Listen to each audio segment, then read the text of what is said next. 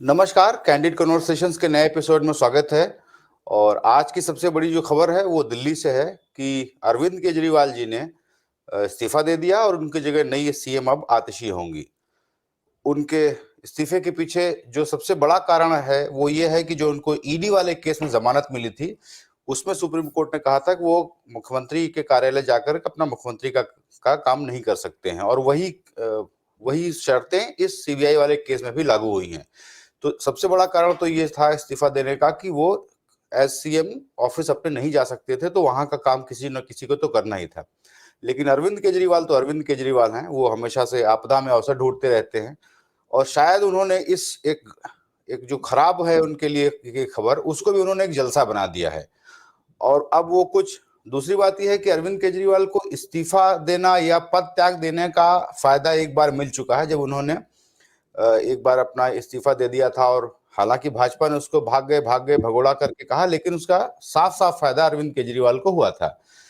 तो मैं प्रोफेसर साहब से आप आज ये पूछना चाहूंगा कि सर, ये जो पूरी घटना है दिल्ली की, ये अरविंद केजरीवाल अपने ढंग से उसको कर ले जा रहे हैं या वो ब्लफ खेल रहे हैं जिससे कि वो बीजेपी थोड़ा सा डाउन हो जाए? ज्ञानेश जी, मैं आपसे जानना भी चाहता हूं और खुद अपने आप से भी सवाल पूछ रहा हूं कि अगर अरविंद केजरीवाल के ऊपर सुप्रीम कोर्ट ने जमानत देते समय ये पाबंदियां ना लगाई होती और उन्हें मुख्यमंत्री के रूप में काम करने के पूरे अधिकार मिले होते तो क्या वो ये रणनीति नहीं बनाते? मेरा मानना है तब भी वो रणनीति ये बनाते। इसलिए इस रणनीति का सुप्रीम कोर्ट की उन पाबंदियों से कोई ताल्लुक नहीं है, पहली बात। दूसरी बात, सुप्रीम कोर्ट की ये पाबंदियां वैसी नहीं हैं जैसी पाबंदियां लोकसभा चुनाव के दौरान उनको छोड़ने के बाद लगाई गई थी। इन पाबंदियों में और उनमें काफी फर्क है। मैं आपको एक एक करके बताता हूं। उस वक्त पाबंदियां लगाई गई थी कि वो किसी भी फाइल पर दस्तखत नहीं कर सकते, जबकि इस बार ऐसी पाबंदी नहीं है। सुप्रीम कोर्ट का कहना यह है कि जो फाइलें लेफ्टिनेंट गवर्नर को मंजूरी के लिए भेजी जानी है उनके ऊपर वो दस्तखत कर सकते हैं।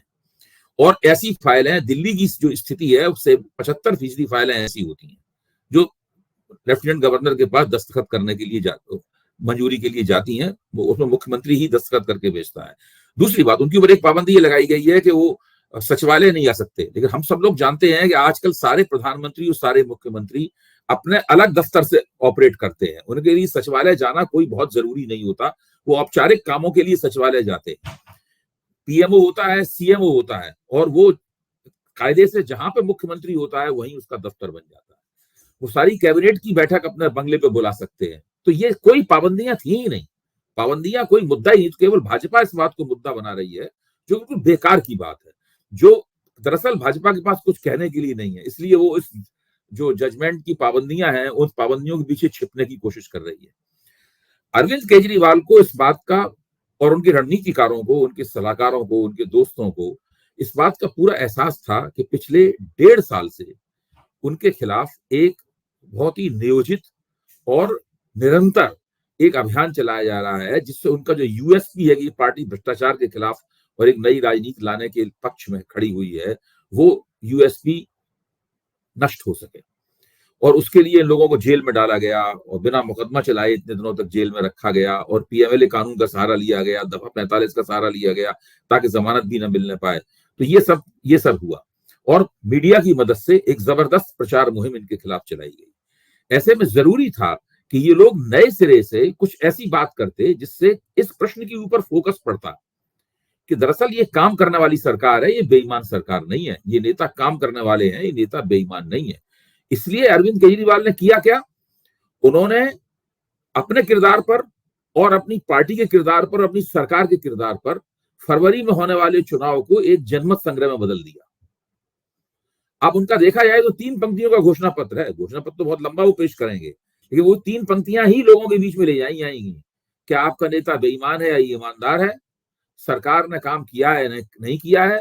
आम आदमी पार्टी ये वही है कि नहीं है जिसको आपने 2013 और 2015 में और 2020 में एक बहुत बड़े बहुमत से जिताया था? ये 3 पंक्तियों का घोषणा पत्र है, जिसके आधार पर वो अरविंद केजरीवाल चुनाव में उतरेंगे और इसको पूरी की पूरी तरह एक रेफरेंडम में बदल देंगे। इसकी पूरी कोशिश उन्होंने शुरू कर दी है। अच्छा, अब जैसे ही उन्होंने ये घोषणा की, भारतीय जनता पार्टी के हाथों के तोते उड़ गए। उनकी समझ में नहीं आया क्या किया जाए। इसीलिए उनके नेता, प्रवक्ता, सब लोग जो है उनके समर्थक तरह तरह की बातें बोल रहे हैं, तरह तरह के आरोप लगा रहे हैं। दरअसल इससे कुछ होने वाला नहीं। अरविंद केजरीवाल को एक बात का और एहसास है कि अगर दिल्ली में किसी के पास में मुख्यमंत्री स्तर का कोई नेता है तो वो केवल आम आदमी पार्टी के पास है, और उसका नाम है अरविंद केजरीवाल। बाकी ना भाजपा के पास ऐसा कोई नेता है, ना कांग्रेस के पास ऐसा कोई नेता है। ये दरअसल हाथ पे हाथ रख के बैठे रहे। भाजपा ने इस वक्त उन्हें जेल में डाला था, कोई इसके पीछे, उन्हें जेल में डालना तो नियोजन था, लेकिन और कोई नियोजन नहीं था इसके पीछे। वो क्या करते थे, उनका एक प्रतिनिधिमंडल जाता था, एलजी से मिलता था, एक शिकायत करता था, एलजी उस शिकायत के ऊपर फौरन जांच का आदेश देते थे। या तो सीबीआई को मामला भेज दिया जाता था, या ईडी को मामला भेज दिया जाता था, या कोई जांच बैठा दी जाती थी उसके ऊपर। इस तरीके से धीरे धीरे स्थिति ये बन गई कि व्यवहारिक रूप से, अघोषित रूप से एलजी ही भाजपा के नेता बन गए। भारतीय जनता पार्टी की पूरी राजनीति एलजी से शिकायत करने के इर्द गिर्द, यानी सरकार की चुगलखोरी करने के इर्द गिर्द केंद्रित हो गई, और भारतीय जनता पार्टी इस पूरी प्रक्रिया में अपनी राजनीतिक पहलकदमी खो बैठी। ये एक बहुत बड़ा कोलेटरल डैमेज था, एक ऐसी हानि थी जिसकी किसी को उम्मीद नहीं थी। वो भारतीय जनता पार्टी, एक पॉलिटिकल कोलेटरल डैमेज हुआ। भाजपा अपना नेतृत्व विकसित करने में नाकाम रही। उसके पास कल भी कोई नेता नहीं था, आज भी कोई नेता नहीं है। जो पार्टी एक नौकरशाह को अपना नेता मान ले, आप समझ सकते हैं कि उस पार्टी की राजनीति का क्या हश्र होगा, उस पार्टी के कार्यकर्ता क्या सोचते होंगे, उसके नेताओं के पास क्या कार्यक्रम होगा, कौन सा एजेंडा लेकर वो आप चुनाव के मैदान में उतरेगी। यही तो कहेगी भाई आम आदमी पार्टी ने ये नहीं किया, वो नहीं किया। जी, एक छोटा सवाल था कि अगर ये, जैसे अब अरविंद केजरीवाल जी तो कह रहे हैं कि आप जल्दी से जल्दी चुनाव कराइए, प्रीपोन कर लिए, तो इन्होंने ये विधानसभा भंग करने की संस्तुति क्यों नहीं कर दी? इसको रिकमेंड कर देते कि इसको हमारा जो है ये विधानसभा भंग ये कर तो दिया उन्होंने जाए। पहले एक बार वो करके देख चुके हैं। ये भी जी बीजेपी वालों का एक अजीब तरह का तर्क है। 2013 में जब अरविंद केजरीवाल ने 1 डेढ़ महीने की सरकार कांग्रेस की मदद से चलाई थी, तो जब वो उन्होंने लोकपाल वाले सवाल के ऊपर जी उन्होंने इस्तीफा दे दिया कि ये लोग काम नहीं करने दे रहे हैं, तो उन्होंने जी बाकायदा सिफारिश की थी कि विधानसभा भंग कर दी जाए और नए चुनाव कराए जाएं। पूरे 1.25 साल तक भारतीय जनता पार्टी ने विधानसभा भंग नहीं की, उसको एनिमेटेड सस्पेंशन में डाले रखा और नए चुनाव भी नहीं कराए। पूरे 1.25 साल तक सारी चीजें हवा में लटकी रही, विधानसभा मुलतवी रही, कुछ भी नहीं किया उन्होंने पूरे 1.25 साल तक। तो ये तो पहले भी किया जा चुका है। अगर मान लो इस बार भी वो कर देते, तो इसके बाद की क्या गारंटी है कि भाजपा उनकी बात को मानती? तो उन्होंने भाजपा के पाले में ही बॉल फेंकी नहीं कि मानती भाई तो आप बिल्कुल नहीं, चुनाव कराइए। नहीं मानती जी बिल्कुल नहीं, बल्कि वो सरकार पूरी तरीके से फिर वो एलजी वीके सक्सेना साहब ही चला रहे होते। मानती तो नहीं है, लेकिन हाँ, जैसे जब ये था कि हम सेक्रीफाइस कर रहे हैं अपना। नहीं, दूसरा सर, ये जो मतलब ये भाजपा के पक्ष वाले जो लोग बार बार बातें कह रहे हैं कि आतिशी तो जो है वो इनके चंपई सोरेन और दशरथ मांझी वाला कुछ एपिसोड ना हो जाए और टूट ना जाए पार्टी में, बाद में ये देखिए खाली नहीं करेंगे। ये बहुत सरल किस्म के प्रचलित विश्लेषण है जो कि हवा में तैर रहे हैं। इनके पीछे कोई गंभीरता नहीं है, कोई गहराई नहीं है। आप जी बताइए, चंपई सोरेन ने आखिरकार कौन से आधार पर खड़े होकर हेमंत सोरेन के खिलाफ विद्रोह किया, या जीतन राम मांझी ने कौन से आधार पर खड़े होकर नीतीश कुमार के खिलाफ बगावत की होगी? ये दोनों अपने अपने इलाके में कम्युनिटी, अपने अपने समुदायों के नेता हैं, अपनी अपनी जातियों के नेता हैं। ये दोनों कम से कम इनका क्लेम है, मतलब हम अपनी जातियों के नेता हैं, हम अपनी जातियों के नेता हैं। तो जब इनके हाथ से जब मुख्यमंत्री पद छीना जाता है, तब फिर वो एक दूसरे मोड में चले जाते हैं। दिल्ली की राजनीति भी अलग तरह की है। दिल्ली का कोई भी नेता अपनी जाति का, अपने समुदाय का नेता नहीं है। दिल्ली की राजनीति में जाति और समुदाय जो है वो कोई एक स्टार्टिंग कैपिटल नहीं है, इसको लेकर कोई नेता या पार्टी आगे बढ़ती है। और आम आदमी पार्टी की पॉलिटिक्स तो खास तौर पर इस तरह की है जो कि किसी कास्ट एंड कम्युनिटी को आधार बना के अपनी राजनीति नहीं करती। भाई केजरीवाल किन के नेता है? केजरीवाल जो दिल्ली के सर्वोच्च नेता है, कौन सी बिरादरी है जिसको केजरीवाल कहें हमारी इस बिरादरी के नेता है? क्या उस बिरादरी के वोटों से केजरीवाल की वोटों पर टिकी हुई है केजरीवाल की राजनीति? नहीं टिकी हुई है। आतिशी किस पार्टी की, किस बिरादरी की नेता है? नहीं मनीष सिसोदिया किस बिरादरी के नेता है? उनकी बिरादरी तो पश्चिमी उत्तर प्रदेश में ज्यादा है। मनीष सिसोदिया की बिरादरी उधर तो है नहीं, इनकी दिल्ली में कोई खास बिरादरी। तो नहीं मैं सिर्फ इनका कहना ही चाहता हूं कि दिल्ली की राजनीति का किरदार इस तरीके का है कि यहाँ पर ये सब नहीं हो सकता। और यहाँ तो खुल के साफ तौर पे कहा जा रहा है कि अगला चुनाव होगा, अगर हम जीते तो अरविंद केजरीवाल मुख्यमंत्री बनेंगे।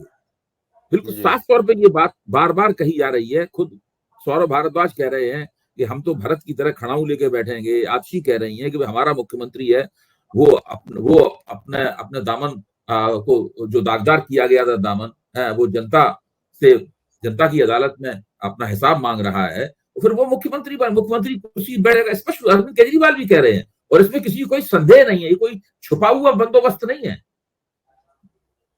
जी। नहीं सर, भाजपा को तो समझ में आता है कि भाई दिल्ली में उनकी जो भी 8 सीटें हैं है तो ऑपोजिशन में वही। कांग्रेस को सर, लेकिन कांग्रेस के तेवर जरा भी नर्म नहीं होते हैं आम आदमी पार्टी दिल्ली को लेकर के। क्यों आप हो संदेह सत्ता तो आम आदमी पार्टी ने कांग्रेस से छीनी है। आम आदमी पार्टी का जनाधार ज्यादातर वो है जो कांग्रेस के पास हुआ करता था। और दिल्ली की राजनीति का पूरा समीकरण ये है कि अगर कांग्रेस के वोट 10% से ऊपर जाकर 15% की तरफ जैसे जैसे बढ़ेंगे वैसे वैसे उसके उम्मीदवार मजबूती से लड़ेंगे, वैसे वैसे भारतीय जनता पार्टी का सीटों का कन्वर्जन का रेट बढ़ जाएगा। देखिए भाजपा यहां पर पिछले 30 वर्ष से चुनाव हार रही है। क्यों हार रही है चुनाव? इसलिए हार रही है कि उसको वोट नहीं कम मिलते, उसको 31 से 38% के बीच में भाजपा को इन 6 चुनावों में वोट प्राप्त हुए। ये कोई कम वोट नहीं होते। इसके बावजूद वो सरकार नहीं बना पाती है। उसका सबसे अच्छा प्रदर्शन 2013 में हुआ था हर्षवर्धन के नेतृत्व में, जब उसने 31 सीटें जीती थी। उससे पहले शीला दीक्षित ने 3 चुनाव में धुआंधार हराया और उस चुनाव को छोड़ दिया है, तो बाकी 2 चुनाव में आम आदमी पार्टी ने उसका सुपड़ा साफ कर दिया, केजरीवाल ने हरा दिया बुरी तरीके से।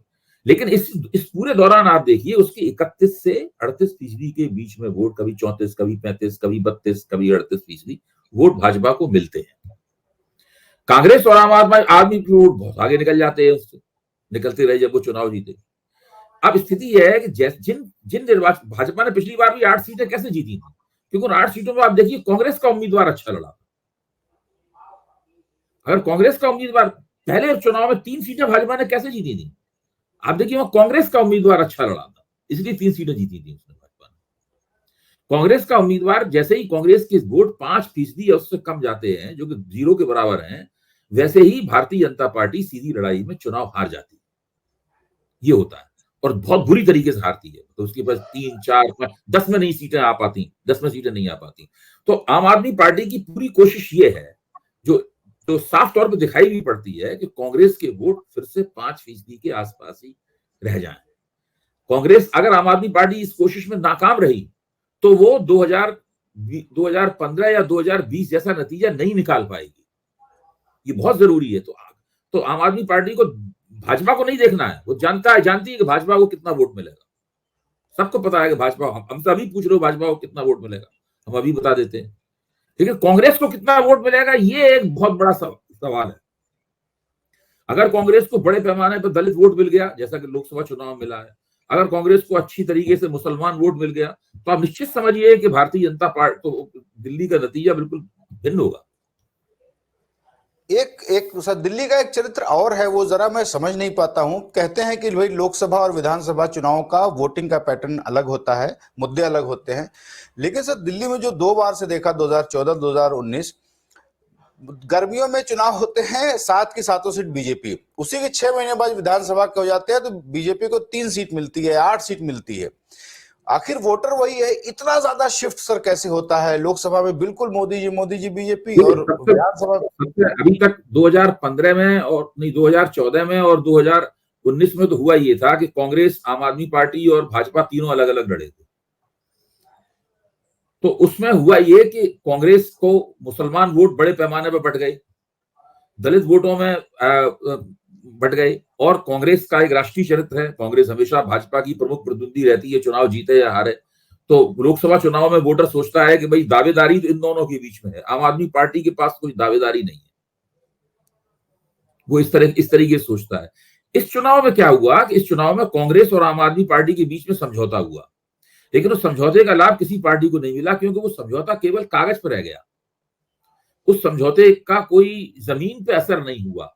दोनों पार्टियों के कार्यकर्ताओं ने भी मिलकर काम नहीं किया और दोनों पार्टियों का जो आधार क्षेत्र था उसमें एक दूसरे के वोट ट्रांसफर नहीं हुए। इसलिए 3 चुनावों में लगातार लोकसभा में इन लोगों की पराजय हुई।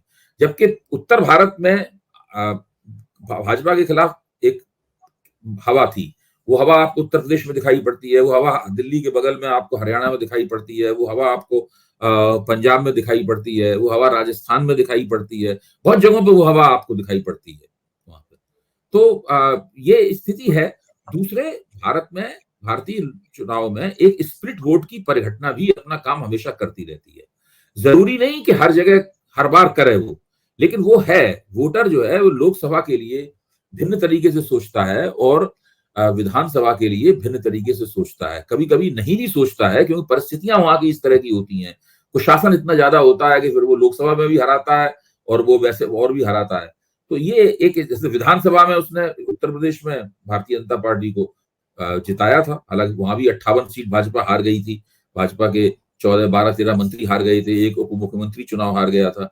लेकिन लोकसभा में देखिए भाजपा की दुर्गति हो गई, क्योंकि तब तक बहुत ज्यादा उसका पार्टी का ग्राफ नीचे गिर गया था और बहुत ज्यादा भाजपा ने गलतियां कर दी थी। तो ये है, बात आपकी सही है कि लोकसभा का और विधानसभा के चुनाव डायमेट्रिकली अपोजिट होते हैं, बिल्कुल एकदम एक दूसरे से बिल्कुल उलट होते हैं, लेकिन उसके बाकायदा एक कारण है, और वो कारण दिल्ली की खास परिस्थितियों में ज्यादा प्रभावी होते हैं। जी, एक और सर सवाल है कि ऐसा लगता है कि अब केजरीवाल जी जब बाहर आ गए हैं, मनीष सिसोदिया जी बाहर आ गए, तो काफी कुछ उन्होंने अपनी पार्टी को तो संगठित करके रखा है। पार्टी में कोई बाय एंड लार्ज कोई ऐसी टूट नहीं है, इक्का दुक्का छोटे मोटे कहीं पंजाब वगैरह के नेता गए बीजेपी में, अदरवाइज पार्टी इंटैक्ट है।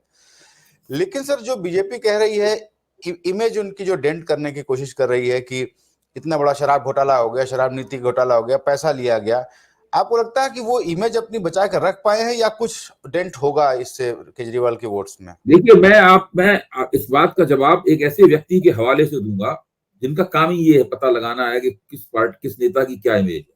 उनका नाम है यशवंत देशमुख, आप उनको जानते हैं, वोटर के करता रहता है। अभी उन्होंने mood off the nation India today channel पे एक बहुत बड़ा सर्वेक्षण किया था। लगातार वो ट्रैकर चलाते हैं और वो किन नेताओं की लोकप्रियता क्या है ये पता लगाते रहते हैं। अभी कल ही उन्होंने अपने एक वक्तव्य में कहा है, एबीपी चैनल में वक्तव्य में उन्होंने कहा है कि जो लोग ये मानते हैं कि अरविंद केजरीवाल की इमेज में कोई बहुत बड़ी कमी आ गई है, वो गलतफहमी में है। कोई इस जेल जाने से और आरोप लगने से उसमें कोई खास डेंट नहीं लगा। ये उन्हीं के शब्द हैं, कल बोले हैं वो। और उनका कहना यह है कि जो नेताओं की छवि का सवाल है, नेताओं की लोकप्रियता की रेटिंग जो है, उसमें जो टॉप 5 लीडर हैं, यानी शीर्ष 5 नेता हैं, अरविंद केजरीवाल किसी भी समय उन 5 से बाहर नहीं गए। हमेशा वो टॉप 5 लीडर्स में रहे हैं, चाहे वो जेल के अंदर रहे हो चाहे जेल के बाहर रहे हो। इससे आप समझ लीजिए कि दिल्ली में कोई अरविंद केजरीवाल के खिलाफ हवा नहीं चल रही। ऐसा नहीं है कि दिल्ली में बहुत हवा चल रही हो। अभी जब मनीष सिसोदिया बाहर निकले तो उन्होंने यात्राएं शुरू की तो यात्राओं में कुछ पत्रकार भी गए। नीरजा चौधरी जैसी वरिष्ठ पत्रकार हैं, वो उस यात्रा में गई। तो नीरजा चौधरी ने देखा, वो खुद उन्होंने बताया हम लोगों को, उन्होंने देखा कि तमाम महिलाएं वगैरह जो यात्रा, वो सब कह रही हैं कि हम क्यों नहीं वोट देंगे भाई, हमको बिजली सस्ती मिलती है या मुफ्त मिलती है, हमारे बच्चों के लिए स्कूल है, हमको बसों में फ्री यात्रा करने को मिल रहा है, हमको ये सब उन्होंने बातें कही कि वो क्यों वोट देना चाहते हैं आम आदमी पार्टी। और अरविंद केजरीवाल का भाषण सुनिए जो उन्होंने दिया था, जिसमें उन्होंने अपने इस्तीफे की घोषणा की थी परसों। तो उस भाषण में उन्होंने साफ तौर पर कहा था कि ईमानदार कौन है। ईमानदारी उसको परिभाषित किया था उन्होंने। उन्हें ईमानदार वो है जो आपके लिए स्कूल बनाए, ईमानदार वो है जो आपको बूढ़ों को तीर्थ यात्रा में भेजे, ईमानदार वो है जो सस्ती बिजली दे, ईमानदार वो है जो कि आपको पानी की सब्सिडी दे, ईमानदार वो है जो मोहल्ला क्लिनिक बनवाए। ये सब उन्हीं के शब्द हैं। इस तरीके से पूरे मामले को रख रहे हैं लोगों के सामने, ताकि वो जिस मुद्दे पे चाहते हैं चुनाव वहां पे हो। जी, मैं जरूर कहूंगा कि एक अरविंद केजरीवाल एक ऐसा नेता है या एक ऐसी सरकार चला रहे हैं जो कि कहते हैं कि अगर मैंने काम किया हो तो वोट दीजिएगा, या आप मुझे अगर ईमानदार समझते हो तभी वोट दीजिएगा, अदरवाइज मत दीजिएगा। चुनाव में भी उन्होंने कहा था ज्ञानेश, ये 2019 के चुनाव में कहा था हमने काम किया हो तो वोट दो हमें, जी, और वोट मिला। जी। एक सर आप चलते चलते एक सवाल और कर लूं कि कल मोदी जी के कार्यकाल को, इस मोदी 3 वाले कार्यकाल को 100 दिन हुए, और मोदी जी ने गुजरात में जाकर के कुछ अपनी योजनाओं के बारे में बताया। कोई नई बातें नहीं थी, वही पुरानी बातें। लेकिन जो इस पे सबसे ज्यादा इंफेसिस है, उनका ये कहना है कि अब लोग मेरा मजाक उड़ा रहे हैं और मैं कुछ नहीं बोलता हूं, मैं चुप रह के सहता हूं। तो क्या यही उपलब्धि मोदी जी के गाली खाकर चुप रह रहे हैं और सरकार चला रहे हैं, यही उनकी उपलब्धि रह गई है? देखिए, हवा निकल चुकी है और उनकी समझ में नहीं आ रहा कि अपने गुब्बारे में दोबारा हवा कैसे भरे। अच्छा, वो कैमरा प्रिय और घोषणा प्रिय प्रधानमंत्री हैं। वो लगातार कैमरे के सामने रहना पसंद करते हैं। जब मुख्य न्यायाधीश घर जाते हैं तब भी कैमरे के साथ जाते हैं, और आप जानते ही हैं उनका कैमरा प्रेम किस सीमा तक जा चुका है। दूसरी बात, वो जबरदस्त घोषणा प्रिय व्यक्ति हैं। लगातार, आपको याद होगा बिहार के चुनाव में क्या कहा था, कितने रुपए दे दूं, 200 करोड़ दे दूं, 500 करोड़ दे दूं, 1000 करोड़ रुपए दे दूं, ये सब उनका बहुत मशहूर भाषण है। तो वो हमेशा, मीडिया भी उनकी लय में लय मिलाता, कहता प्रधानमंत्री ने इतनी सौगात दी जाकर, मतलब अच्छा, सौगात यानी प्रधानमंत्री के पैसे थे जो उन्होंने सौगात में दी। आज तक कभी किसी भी घोषणा का कोई सोशल ऑडिट होता नहीं है। कायदे से इसका एक लॉग बुक इसकी मेंटेन की जानी चाहिए कि प्रधानमंत्री ने इस तारीख को इतने करोड़ रुपए की घोषणा किसी राज्य के लिए या केंद्र की योजना के लिए की। फिर उसके बाद में इसका एक ट्रैकर चलना चाहिए कि भाई उसका हुआ क्या। हालत तो यह है कि बजट में जो पैसे एलोकेट होते हैं, बजट में पैसे जो आवंटित होते हैं, भारत की पूरी अर्थव्यवस्था इतनी खराब स्थिति से गुजर रही है कि उसका बहुत बड़ा हिस्सा खर्च नहीं होता है। अगले बजट में वो बेकार पड़ा रहता है पैसा। और ऐसा पैसा जो बजट में एलोकेट होने के बावजूद खर्च नहीं हुआ, वो इस बात का सबसे बड़ा प्रमाण है कि अर्थव्यवस्था अच्छा हाथों में है। हमें अगर पैसा मिले रिसर्च करने के लिए, हम उसको खर्च ही ना करें, रखे बैठे रहें, या उसका बहुत छोटा पैसा ही खर्च हो पाए, इसका मतलब ये आगे हमें पैसा अलॉट नहीं होना चाहिए, हम योग्य नहीं है। तो प्रधानमंत्री की जो सब दावेदारियां हैं कि भाई हमको हमारी इतनी खिल्ली उड़ा, बात उनकी सही है, ये बात उनकी सही है, खिल्ली उनकी खूब उड़ाई गई। जितनी खिल्ली उनके पूरे जीवन में 12 साल के मुख्यमंत्रित्व में और 10 साल के प्रधानमंत्रित्व में नहीं उड़ाई गई, उससे ज्यादा खिल्ली उनकी लोकसभा में विपक्ष ने जम के उड़ाई। भगवा मोइत्रा ने उड़ाई, राहुल गांधी ने उड़ाई, सबने उड़ाई उनकी खिल्ली, उनकी बहुत जबरदस्त खिल्ली उड़ाई। और ये अभी और भी होगा, क्योंकि डींगे वो बहुत मारते हैं। कितनी डींगे वो पहले मारते थे। जब इतनी ज्यादा आप डींगे मारेंगे और दावे करेंगे हम ये हैं, हम वो हैं, फलाने ठिकाने, इतनी डींगे मारी कि अपने आप को भगवान तक कहने लगे, तो खिल्ली तो उड़ाई जाएगी जी। तो जाहिर है कुछ ना कुछ तो उसका असर होगा ही। और आप नतीजा निकालेंगे नहीं। अब 400 सीटें ले आते, 3.5 सीटें ले आते तो खिल्ली नहीं उड़ाई जाती। राष्ट्रीय स्वयंसेवक संघ भी इतने उल्हाना नहीं देता उन्हें। मोहन भागवत भी चुपचाप बैठे रहते कोने में अपने, आराम से संघ का संचालन करते रहते। लेकिन भाजपा मोदी जी से मोर्चा नहीं लेते। लेकिन अब तो वो खिल्ली, उनकी खिल्ली केवल विपक्ष थोड़ा उड़ा रहा है। क्या मोहन भागवत नहीं खिल्ली उड़ा रहे हैं? क्या रतन शारदा खिल्ली उनकी नहीं उड़ा रहे हैं? क्या वो जो है एक मुस्लिम मंच चलाते हैं, नाम भूल रहा हूं उनका, बहुत मशहूर संघ के नेता हैं, वो खिल्ली नहीं उड़ा रहे हैं उनकी? सारे लोग खिल्ली उड़ा रहे हैं उनकी।